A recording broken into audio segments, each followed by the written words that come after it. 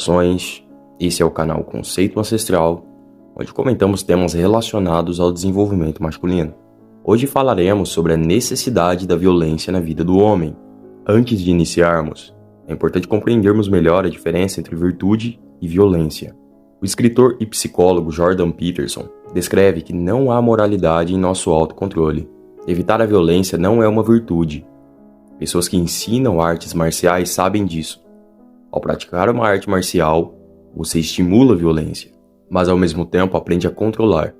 Um complementa o outro. É uma junção da capacidade de ser perigoso com a capacidade de domínio sobre si mesmo. Isso é o que traz a virtude. Caso contrário, confundimos fraqueza com virtude moral. Eu sou inofensivo, portanto eu sou bom. Mas, senhores, sabemos que o mundo não funciona assim. Se somos inofensivos, somos apenas fracos. Se somos fracos, não podemos ser bons, pois é necessário força para alcançarmos a verdadeira bondade. Jack Donovan, em seu livro Tale of Man, divide os homens em dois tipos. Aquele que é um bom homem e aquele que é bom em ser homem. E não necessariamente os dois tipos estão conectados. Um bom homem pode ser ruim em ser homem, e um mau homem pode ser bom em ser homem. Eu irei contextualizar um pouco melhor. Na realidade, um bom homem está ligado às virtudes morais, éticas e religiosas de uma dada sociedade, já que ser homem está ligado às 4 virtudes táticas da masculinidade que Jack Donovan definiu como força, honra, coragem e maestria. Essas virtudes práticas são necessárias para a manutenção e sobrevivência de uma sociedade.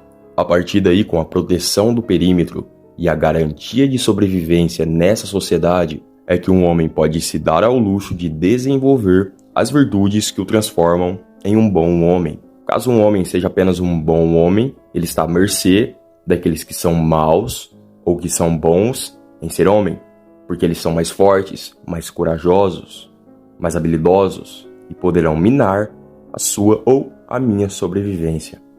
Sendo assim, como impedir a violência desses maus homens?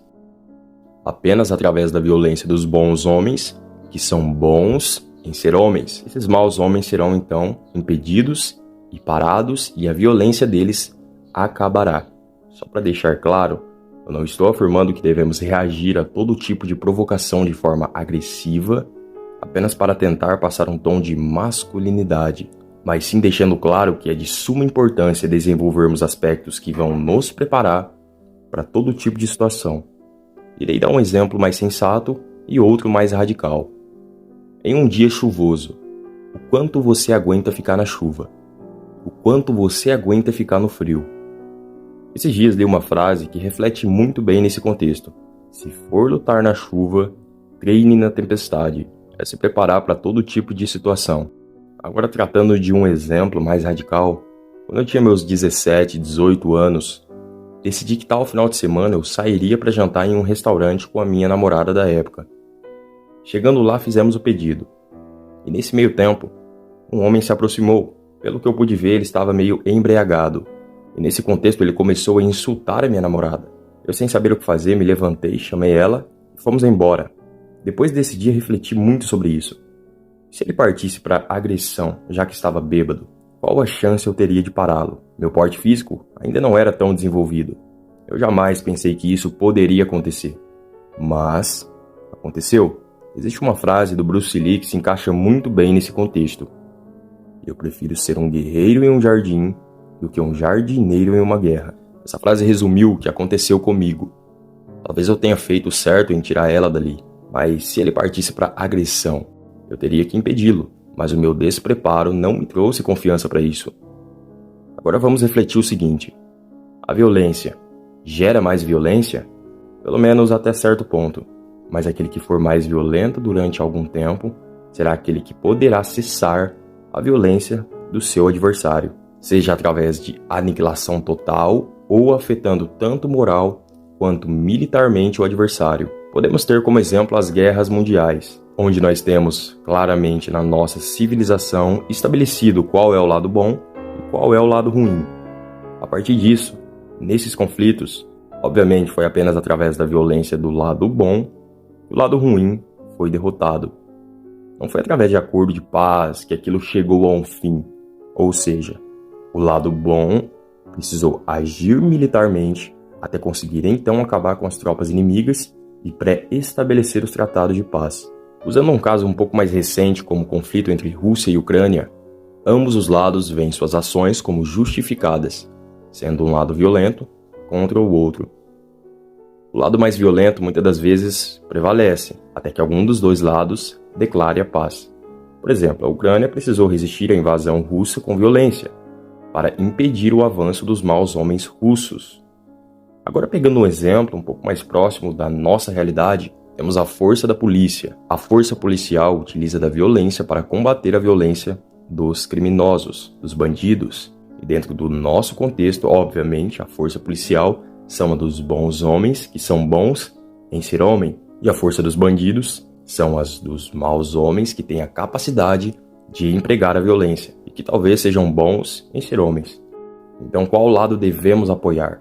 Obviamente, vamos apoiar o lado que está do nosso lado, que nesse contexto é o da polícia. A história sempre foi marcada por períodos de guerra.